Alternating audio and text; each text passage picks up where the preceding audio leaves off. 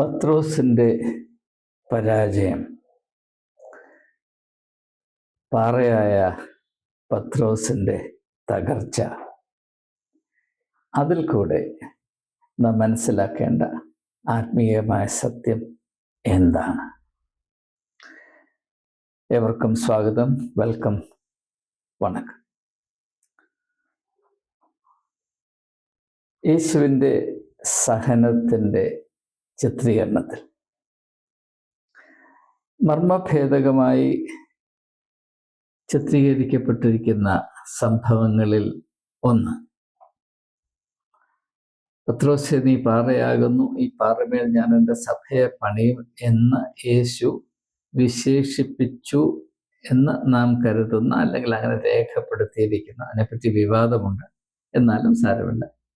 ആ പത്രോസ് അപ്രകാരം യേശു പറഞ്ഞതിന് അധിക നാൾ കഴിയുന്നതിന് മുൻപ്, അധിക സമയം കഴിയുന്നതിന് മുൻപ്, പാറയല്ല ഒരു മണലിനേക്കാൾ മോശമായ വിധത്തിൽ ആയിത്തീർന്ന ആ ഒരു സംഭവം യഥാർത്ഥത്തിൽ സുവിശേഷത്തിൽ നിന്ന് ഒഴിവാക്കപ്പെടേണ്ടതായിരുന്നില്ലയോ എന്ന് നമുക്ക് ന്യായമായും തോന്നാം. എന്നിട്ടും എന്തുകൊണ്ടാണ് വളരെ പ്രാധാന്യം കൽപ്പിച്ച് വിശദീകരിച്ച് അത് മത്തായിയുടെ സുവിശേഷം 26-ാം അധ്യായത്തിൽ 65 മുതലുള്ള വാക്യങ്ങളിൽ ഇപ്രകാരം അവിസ്മരണീയമായ വിധത്തിൽ രേഖപ്പെടുത്തിയിരിക്കുന്നത് എന്നതിനെപ്പറ്റി ഒരന്വേഷണം ഉണ്ടാകുന്നത് നല്ലതാണ്, അത് മനസ്സിലാക്കുന്നത് അനിവാര്യമാണ്. അതുദ്ദേശിച്ചാണ് ഞാൻ ഈ വീഡിയോ ചെയ്യുന്നത്. ഇവിടെ സംഭവിക്കുന്നത് എന്താണ്? യേശു പത്രോസിന് തക്കതായ താക്കീത് നൽകിയിരുന്നു എന്ന് നമുക്കറിയാം. ഇന്ന് രാത്രി അവസാനിക്കുന്നതിന് മുൻപേ, കോഴി കൂവുന്നതിന് മുൻപേ 3 തവണ നീ എന്നെ തള്ളിപ്പറയും എന്ന താക്കീത് വളരെ വ്യക്തമായ ഭാഷയിൽ ഒരു വിധത്തിലും സന്ദേഹത്തിന് മാർജിനില്ലാതെ യേശു പത്രോസിന് നൽകിയിട്ടും തക്ക സമയം വന്നപ്പോൾ അതിൻ്റെ യാതൊരു പ്രയോജനവും അനുഭവിക്കാൻ കഴിയാത്ത വിധത്തിൽ പത്രോസ് ആകപ്പാടെ തകർന്നു പോയി എന്നത് എന്തുകൊണ്ടാണ്?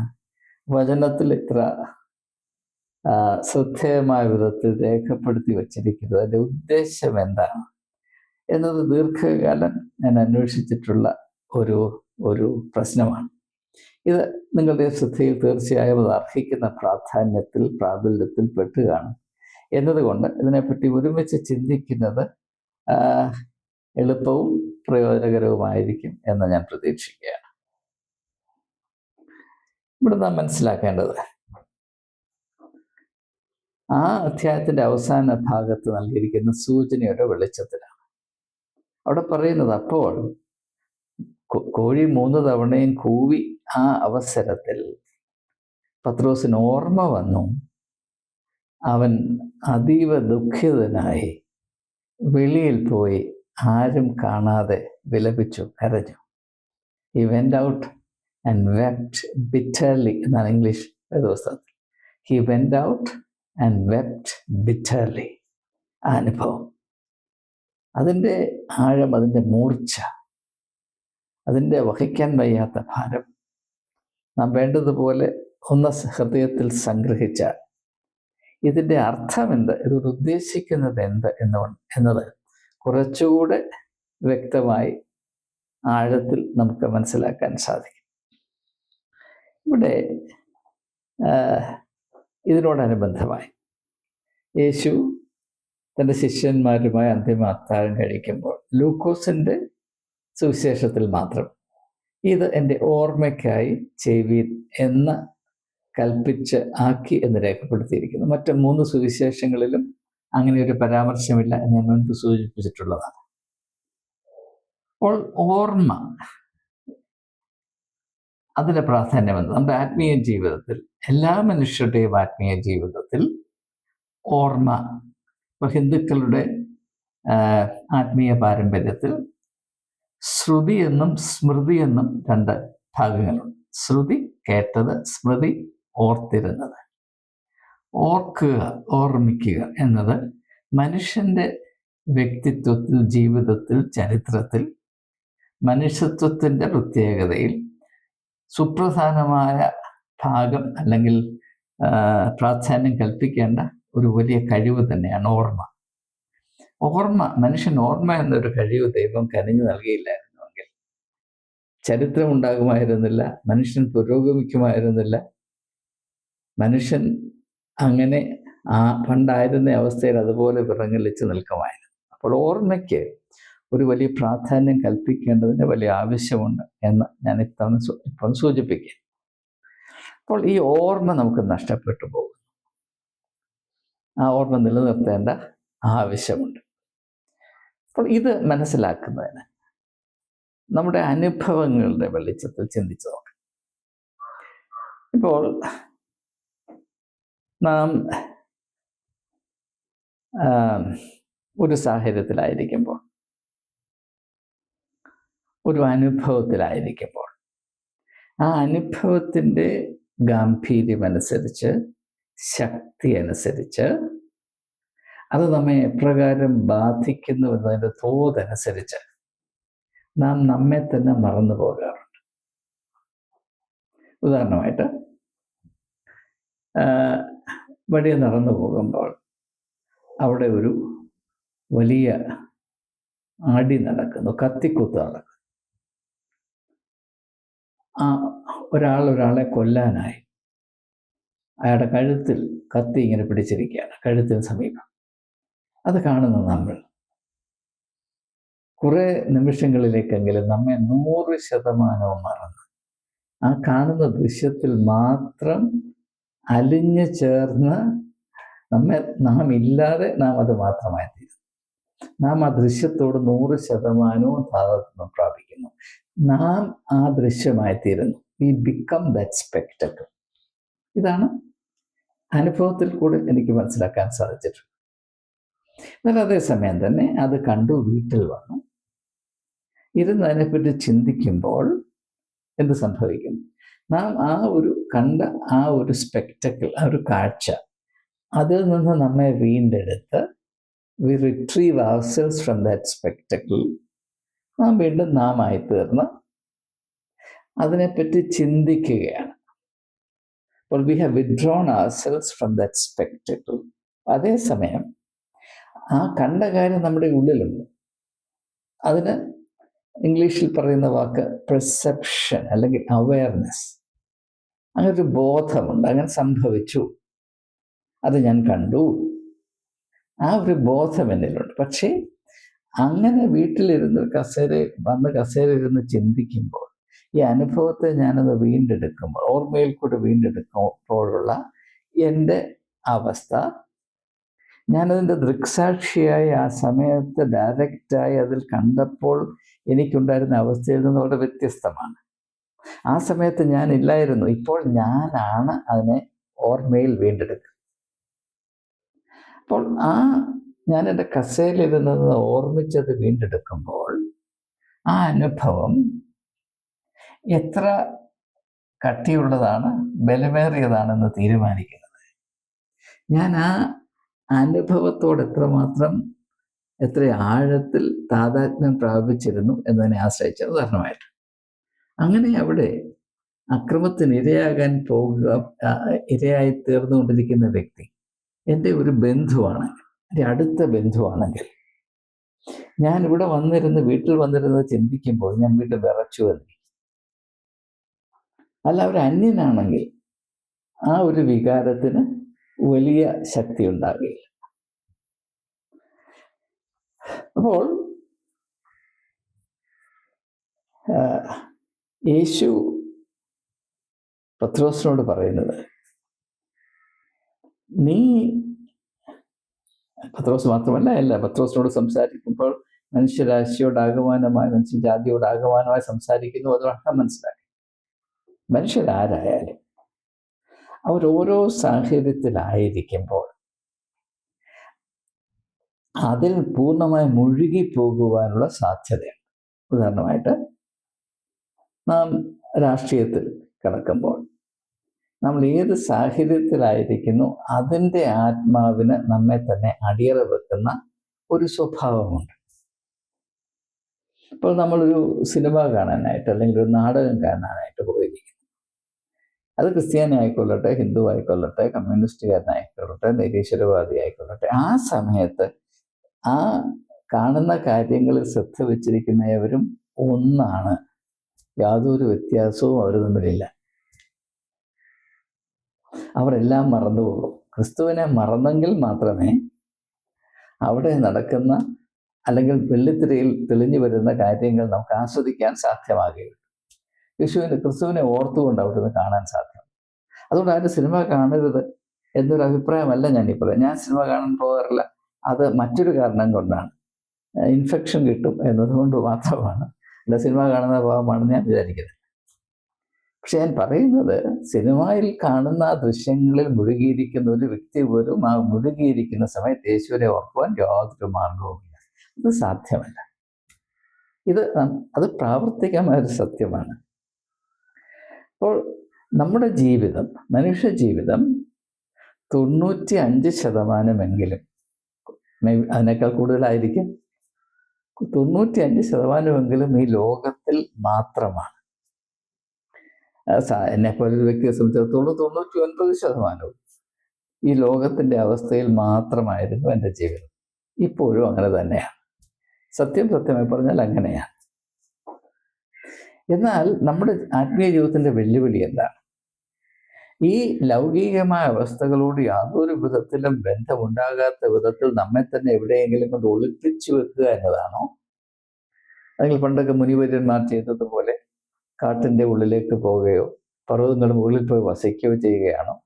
മറുരൂപ മലയിൽ വെച്ച് പത്രോസ് യേശുവിനോട് പറഞ്ഞതുപോലെ, ഇവിടെ 3 കുടിലുണ്ടാക്കട്ടെ, നിനക്കും മോശയ്ക്കും ഏലിയാവിനും, നമുക്ക് ഇവിടെ തന്നെ പാർക്കാം.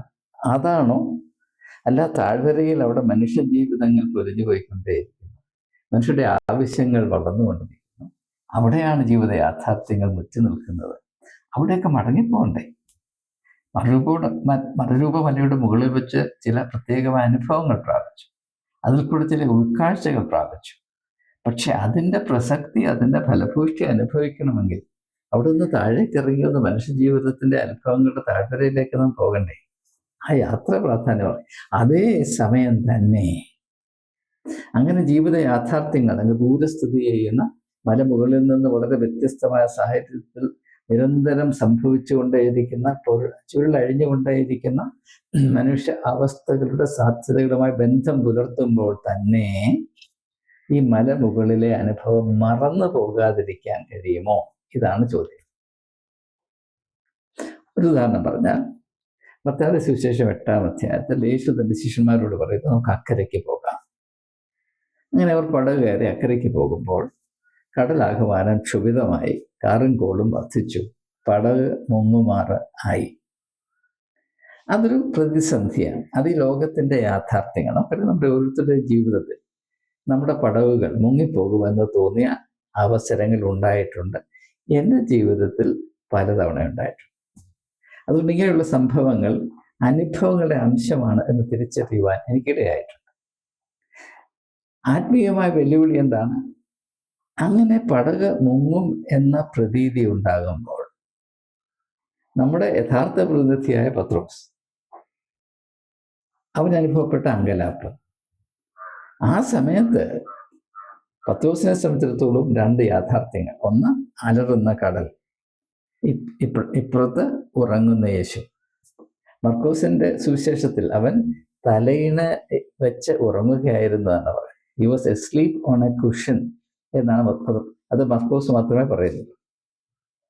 അപ്പോൾ മനോഹരമായ ഒരു കോൺട്രാസ്റ്റ് ഇവിടെ നമുക്ക് കാണാൻ കഴിയും. അലറുന്ന കടൽ, ഇളകി മറയുന്ന തിരമാലകൾ, കാതിൽ വിസില് പോലെ ഊതുന്ന വലിയ ശക്തിയേറിയ കാറ്റ്, കൊടുങ്കാറ്റ്. അതൊരു യാഥാർത്ഥ്യം തന്നെയാണ്. അതവിടെ ഇല്ല എന്നൊന്നും പറയുന്നതല്ല വിശ്വാസം. അതങ്ങനെ തന്നെയാണ്. ജീവൻ എടുക്കുവാൻ പര്യാപ്തമായ ഒരു വലിയ സംഹാര താണ്ഡവം അവിടെ ഉണ്ട്. യാതൊരു സംശയമില്ല. അതില്ല എന്ന് പറയുന്നതൊന്നും വിശ്വാസമല്ല. അതില്ല എന്ന് പറയുന്നത് കള്ളമാണ്, യാഥാർത്ഥ്യങ്ങളോടുള്ള ഒളിച്ചോട്ടമാണ്. അതേസമയം തന്നെ അതിൻ്റെ മധ്യത്തിൽ മറ്റൊരു യാഥാർത്ഥ്യം കൂടെ. എന്താണ്? പടകിൽ ഇതിൻ്റെ ഒക്കെയും മധ്യത്തിൽ വളരെ ശാന്തനായി പടകിൽ തലയിണയിൽ വെച്ച് വിശ്രമിക്കുന്ന ഉറങ്ങുന്നൊരു യേശുവുണ്ട്. അപ്പൊ ഈ അലറുന്ന തിരമാലകളുടെയും ഊതുന്ന കാറ്റിൻ്റെയും വിറയ്ക്കുന്ന പടകിൻ്റെയും മധ്യത്തിൽ ഒരു യേശുവിനെ ഓർക്കാൻ കഴിയുമോ എന്നതാണ് ആത്മീയതയുടെ വെല്ലുവിളി. അതാണ് ആത്മീയതയുടെ അച്ചടക്കം എന്ന വെളിപ്പെടുത്തലാണ് ആ സംഭവം. അതേ വെളിപ്പെടുത്തലിൻ്റെ മറ്റൊരാവിഷ്കാരമാണ് മത്തായിയുടെ സുവിശേഷം 26-ാം അധ്യായത്തിൽ ഞാൻ സൂചിപ്പിച്ചതുപോലെ 65 മുതലുള്ള വാക്യങ്ങളിൽ നാം കാണാം. പത്രോസിന്റെ ജീവിതത്തിൽ മറ്റൊരു കൊടുങ്കാറ്റടിക്കുകയാണ്. അവൻ ഇപ്പോഴും ഗലീല കടലിൽ തന്നെയാണ്. പക്ഷെ ഇവിടെ പ്രശ്നം എന്താണെന്ന് ചോദിച്ചാൽ, മത്തായിയുടെ സുവിശേഷം 8-ാം അധ്യായത്തിൽ രേഖപ്പെടുത്തിയിരിക്കുന്ന സംഭവത്തിൽ അവന്റെ പടക് മുങ്ങുമാറായി എന്ന വിധത്തിൽ ആയി തീർന്നപ്പോഴും അതിൽ ഒരു യേശു ഉണ്ടായിരുന്നു. അവന്റെ ഗുരു അവന്റെ കൂടെ ഉണ്ടായിരുന്നു. അതുകൊണ്ട് അവന് അഭയമായി ഒന്ന് അവന്റെ അങ്കലാപ്പ് അറിയിക്കുവാൻ, ഞങ്ങൾ നശിച്ചു പോകുന്നത് നിനക്ക് ചിന്തയില്ലയോ എന്ന് പരിഭവമായിട്ടെങ്കിലും ഒന്ന് പറയുവാൻ ഒരിടമുണ്ടായിരുന്നു. എന്നാൽ മഹാപുരോഹിതന്റെ അങ്കണത്തിൽ കൈ ചൂടാക്കിക്കൊണ്ടിരുന്നപ്പോൾ അവന്റെ വേലക്കാരി വന്ന് അവനോട്, പത്രോസിനോട് ചോദിക്കുമ്പോൾ, നീ ആ ഗലീലക്കാരുടെ കൂടെ ഉള്ളവനല്ലോ എന്ന് ചോദിക്കുമ്പോൾ, അന്ന് കടല് ഇളകി മറിഞ്ഞതുപോലെ അവന്റെ ജീവിതമാകുന്ന പടക് ഇപ്പോൾ ഇളകി മറിയുമ്പോൾ അതിൽ അമരത്ത് തലയിണ വെച്ച് ഉറങ്ങുന്ന ഒരു യേശു ഇല്ലായിരുന്നു. അതാണ് പ്രശ്നം. അതുകൊണ്ടാണ് അവൻ ആകപ്പാടെ തകർന്നു പോയത്. ഞാൻ അവനെ അറിയുന്നില്ല എന്ന് പത്രോസ് പറയുന്നത് ഒരു വലിയ സത്യത്തെ എന്നേക്കുമായി ഓർമ്മപ്പെടുത്താനാണ്. അതെന്താണ്? ജീവിതത്തിന്റെ പ്രശ്നങ്ങളിൽ നാം ആയിത്തീരുമ്പോൾ നാം എല്ലാം മറന്നിട്ട് ഇതൊന്നും സംഭവിച്ചില്ല എന്ന വിധത്തിൽ നാം പ്രതികരിക്കാൻ സാധ്യത. നമുക്കറിയാം, ജീവിത യാഥാർത്ഥ്യമാണ്. നമ്മുടെ ജീവിതത്തിൽ എന്തെല്ലാം അനുഗ്രഹങ്ങൾ, അത്ഭുതകരമായ സാധ്യതകൾ, നാം ഒരിക്കലും വിഭാവന ചെയ്യാത്ത അനുഗ്രഹങ്ങൾ നമ്മുടെ ജീവിതത്തിൽ ധാരാളമായി നാം പ്രാപിച്ചിട്ടുള്ളവരാണ്. നമ്മൾ പാടാറുമുണ്ട്, count your blessings, count them one by one. അപ്പോൾ നമുക്കറിയാം. പക്ഷേ ഇതൊക്കെ അനുഭവിച്ച് മുൻപോട്ട് പോയിക്കൊണ്ടിരിക്കെ ഏതെങ്കിലും ഒരു കാര്യത്തിൽ നമുക്ക് ഇഷ്ടമില്ലാത്ത വിധത്തിൽ സംഗതികൾ മാറി പറഞ്ഞാൽ നാം എന്ത് ചെയ്യും? കഴിഞ്ഞ കാലത്ത് ലഭിച്ച എല്ലാ അനുഗ്രഹങ്ങളെയും നന്മകളെയും 100% മറന്നിട്ട് ഈ ഒരു സംഭവത്തിൽ മാത്രം കേന്ദ്രീകരിച്ച് അലറുന്ന തിരമാലയുടെ മധ്യത്തിൽ നമ്മോട് കൂടെ വസിക്കുന്ന ഒരു യേശു ഉണ്ടെന്ന യാഥാർത്ഥ്യത്തെ 100% മറന്ന് നാം ആയിത്തീരും. അല്ലെങ്കിൽ മഹാപുരോഹിതന്റെ അങ്കണത്തിലിരുന്ന് ഭീരുത്വത്തിന്റെ താഴ്വരയിലേക്ക് കാല് തെറ്റി മറിഞ്ഞു വീണ പത്രോസിനെ പോലെ ഞാൻ അവനെ അറിയുന്നില്ല. അതൊരു യാഥാർത്ഥ്യമാണ്. നാം യഥാർത്ഥത്തിൽ ഇങ്ങനെയുള്ള സാഹചര്യങ്ങളിലെങ്കിലും യേശുവിനെ 100% അറിയാത്തവരായി, അപരിചിതരായി നാം പ്രവർത്തിക്കുകയും അങ്കലാപ്പിലായി പോവുകയും ചെയ്യാനുള്ള സാധ്യതയുണ്ട്. ആത്മീയ അച്ചടക്കം എന്താണെന്ന് ചോദിച്ചാൽ, ഇങ്ങനെയുള്ള കൂരിരുൾ താഴ്വരകളുടെ അനുഭവത്തിൽ, അല്ലെങ്കിൽ പടക് ഇപ്പോൾ മുങ്ങി നാം ഇല്ലാതെയായി തീരും എന്ന സാഹചര്യത്തിൽ നമ്മുടെ ആത്മീയതയുടെ അടിത്തറയായ വിശ്വാസം, അതായത് അവൻ എപ്പോഴും എന്നോട് കൂടെയുണ്ട്, നിന്റെ വടിയും കോലും എന്നെ നിശ്ചയമായും ആശ്വസിപ്പിക്കും, നിന്റെ കൃപ എനിക്ക് മതി എന്ന ആ ഒരു മാറ്റമില്ലാത്ത, ഒരു വിധത്തിലും അപ്രസക്തമാക്കാൻ സാധ്യമല്ലാത്ത വിശ്വാസ പ്രമാണം, അതിനെ ആശ്രയിച്ച് സമചിത്തതയോട് ജീവിത യാത്രയിലെ വെല്ലുവിളികൾ അഭിമുഖീകരിക്കാൻ നമുക്ക് കഴിയുമോ ഇല്ല? ഇതാണ് ചോദ്യം. അതിന് നമുക്ക് നമ്മുടെ വിശ്വാസം സഹായിക്കുന്നില്ല എങ്കിൽ നാം ഏത് വിധത്തിലാണ് വിശ്വാസികളാകുന്നത്, നമ്മുടെ വിശ്വാസം എന്നാൽ എന്താണ് എന്നത് നാം അന്വേഷിക്കേണ്ടി വരും. അതുകൊണ്ടാണ് യേശു പറയുന്നത്, നിങ്ങൾക്കൊരു കടുക് മണിയോളം വിശ്വാസം ഉണ്ടെങ്കിൽ നിങ്ങൾ ഈ മലയോട് മാറിപ്പോകും. അത് ആത്മീയമായി പറയുന്നതാണ്, അതല്ല അതിശയോക്തിയോട്. പക്ഷേ ഇതൊരു സത്യത്തിന്റെ അതിശയോക്തിയാണ്. നിങ്ങളുടെ ഉള്ളിൽ ഈ ഒരു പ്രത്യാശ നശിക്കാത്തിടത്തോളം കാലം നിങ്ങളുടെ ജീവിത പടവുകൾ മുങ്ങുമെന്ന് നിങ്ങൾക്ക് തോന്നുന്ന 10 സംഭവങ്ങൾ, 20 സംഭവങ്ങൾ, 100 സംഭവങ്ങൾ ഉണ്ടായാലും അതിനോട് മാറിപ്പോകാൻ പറഞ്ഞാൽ അത് മാറിപ്പോകും. അനുഭവം കൊണ്ട് ഞാൻ പറയുകയാണ്. അങ്ങനെയുള്ള അനേക അനുഭവങ്ങൾ കൂടെ കടന്നു പോകാൻ ഇടയായിട്ടുണ്ട്. അത് ഞാൻ ഒരു വിശ്വാസിയാണെന്നുള്ള അവകാശവാദമല്ല, അതൊരു യാഥാർത്ഥ്യമാണ് ഞാൻ സൂചിപ്പിക്കുക. പലപ്പോഴും അങ്ങനെയുള്ള സാഹചര്യങ്ങളിൽ തകർന്ന് തരിപ്പണമായി പോകുവാനുള്ള വഴി മാത്രമേ ലൗകികമായി നോക്കിയാൽ കാണുമായിരുന്നു. എന്നാൽ അതിനപ്പുറത്ത് സ്ഥിതി ചെയ്യുന്ന സാധ്യതകളുണ്ട്. നാം അശരണരല്ല. ഇങ്ങനെ പ്രതികൂല സാഹചര്യങ്ങൾ, ഭയങ്കരന്മാരുടെ ചീറ്റൽ മതിൽമേൽ കൊടുങ്കാറ്റ് പോലെ അടിക്കുമെന്നൊക്കെ പ്രവാചകൻ പറയുന്ന ആ ഭാഷ ഉപയോഗിച്ച് പറഞ്ഞാൽ ആ സമയത്ത് നമുക്കൊരു താങ്ങും തണലുമുണ്ട്. നമ്മുടെ ജീവിതത്തിൻ്റെ മേൽ പൂർണ്ണ അധികാരം പ്രാപിപ്പാനും നാം ജീവിക്കണമോ മരിക്കണമോ എന്ന് തീരുമാനിക്കാനുള്ള അധികാരം ദൈവം മറ്റാർക്കും കൊടുത്തിട്ടില്ല എന്നതൊരു യാഥാർത്ഥ്യം തന്നെയാണ് എന്നത് അനുഭവത്തിൻ്റെ വെളിച്ചത്തിൽ എനിക്ക് സാക്ഷീകരിക്കാൻ കഴിയും. അതുകൊണ്ട് ഓർമ്മ എന്ന് പറയുമ്പോൾ എന്താണ്? നാം എപ്പോഴാണ് ഓർക്കേണ്ടത്? നമുക്ക് ഓർക്കാൻ എളുപ്പമായ ഒന്നുമില്ലാത്ത സമയത്ത് കസേരയിൽ ഇങ്ങനെ ഇരുന്നുകൊണ്ട് യേശു നല്ലവനാണ്, അവൻ്റെ കൃപ എനിക്ക് മതി എന്നൊക്കെ പറയാൻ എളുപ്പമാണ്. എന്നാൽ ജീവിതത്തിൽ ആകുന്ന പടക് ഈ ഗലീലക്കടലിൽ മുങ്ങിപ്പോകും എന്ന അവസ്ഥയിൽ ആയിരിക്കുമ്പോൾ ഓർക്കാൻ സാധിക്കുമോ? അല്ല, പത്രോസിന്റെ മറ്റൊരനുഭവത്തിൽ കൂടെ ഞാൻ സൂചിപ്പിച്ചതുപോലെ മഹാപുരോഹിതന്റെ അങ്കണത്തിലിരിക്കുമ്പോൾ അവൻ്റെ ജീവൻ അപകടത്തിലാക്കാവുന്ന ഒരു ചോദ്യം അവൻ്റെ മേൽ അമ്പ് പോലെ പായിച്ച ആ പെൺകുട്ടിയുടെ മുഖത്ത് നോക്കി, ഞാൻ അവനെ അറിയും, അതാണ് എൻ്റെ പ്രത്യാശ എന്ന് പറയുവാൻ എനിക്ക് സാധിക്കുമോ, നിങ്ങൾക്ക് സാധിക്കുമോ? ഇതാണ് ചോദ്യം. ആ സമയത്ത് നമുക്ക് പ്രകാരം സാധിക്കണമെങ്കിൽ എന്ത് വേണം? ഓർമ്മ വന്നെങ്കിൽ ആ സമയത്താണ് നാം മറന്നു. എല്ലാം മറന്നു പോകാൻ സാധ്യതയുള്ള സാഹചര്യത്തിൽ ഒരിക്കലും മറന്നുകൂടാത്ത സത്യങ്ങൾ ഓർക്കുവാൻ ആർക്ക് കഴിയുന്നു? അവൻ മാത്രമാണ് വിശ്വാസി. ഒരു വിശ്വാസി ആരാണ് എന്ന് ചോദിച്ചാൽ ഇതാണ് എൻ്റെ ഉത്തരം. എല്ലാവരും എല്ലാം മറന്നു പോകുവാൻ സാധ്യതയുള്ള സാഹചര്യത്തിൽ ഒരു വ്യക്തി ചെന്ന് വിട്ടിട്ട് അവിടെ ആയിരിക്കുമ്പോഴും മറക്കാൻ കഴിയാത്ത ചില കാര്യങ്ങൾ മറക്കുവാൻ മടിക്കുന്നവനാണ്, അല്ലെങ്കിൽ ആ ഓർമ്മയിൽ ഞാൻ നിലനിൽക്കും എന്ന് നിർബന്ധം പിടിക്കുന്നവനാണ് വിശ്വാസി. അല്ലാതെ ഒരു പള്ളിയുടെ അംഗമായതുകൊണ്ടോ സബ്സ്ക്രിപ്ഷൻ കൊടുത്തുകൊണ്ടോ ഞാൻ മാർത്തോമാ വിശ്വാസി, ഞാൻ CSI വിശ്വാസി, ഞാൻ കത്തോലിക്ക വിശ്വാസി, ഇതൊക്കെ വെറും അസംബന്ധമാണ്. വിശ്വാസം എന്ന ആശയത്തിൻ്റെ അർത്ഥം ABCD അറിയാമത്തെ ആൾക്ക് ഇങ്ങനെ പറയാൻ സാധ്യമല്ല. എങ്ങനെയാണ് ഈ സഭകൾ എങ്ങനെയാണ് വിശ്വാസത്തിൻ്റെ കേന്ദ്രങ്ങളായത്? ആലോചിച്ച് നോക്കണം. മാർത്തോമാ വിശ്വാസിയാണ് പോലും, CSI വിശ്വാസിയാണ്, പെന്തക്കോസ്ത് വിശ്വാസിയാണെന്നാണ് പറയുന്നത്. വിശ്വാസം എന്ന ആശയത്തിൻ്റെ അടിസ്ഥാന അംശം തിരിച്ചറിയുന്നവൻ ഇങ്ങനെ സംസാരിക്കത്തില്ല.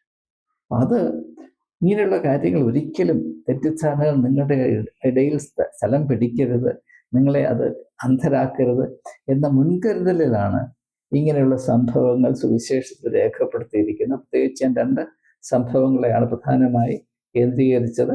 മത്തായിയുടെ സുവിശേഷം 8-ാം അധ്യായത്തിലും അതേ സുവിശേഷത്തിൽ 26-ാം അധ്യായത്തിലും രേഖപ്പെടുത്തിയിരിക്കുന്ന 2 സംഭവങ്ങൾ.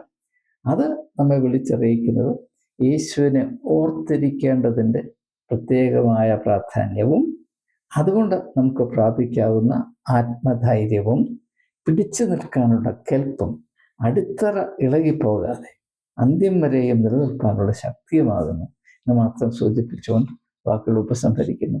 എല്ലാവർക്കും നന്മ മാത്രം ഉണ്ടാകട്ടെ.